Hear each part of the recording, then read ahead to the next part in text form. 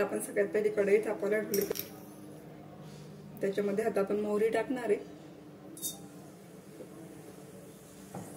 टाकलेली आहे।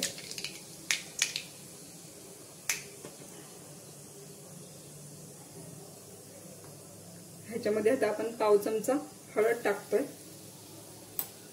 त्याच्यानंतर 1 चमचा आपण धने पावडर टाकतोय, 1 चमचा आपण लाल तिखट टाकतोय, इथे मी 1.5 चमचा घेतला लाल तिखट, त्याच्यानंतर चवीनुसार मीठ टाकतोय आपण, आणि हा मसाला जळू नये म्हणून आपण त्याच्यामध्ये पाणी टाकतोय।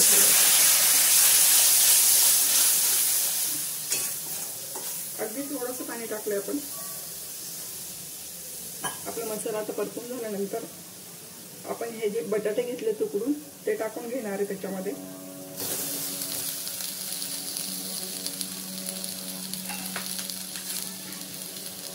आणि व्यवस्थित मिक्स करणार आहे।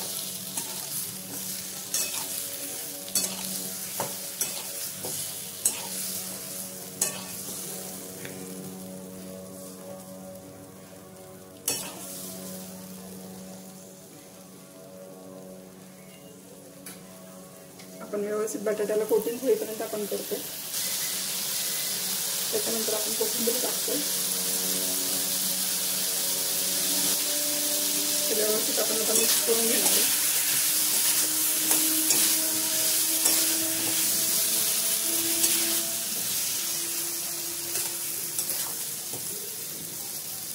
बघू शकता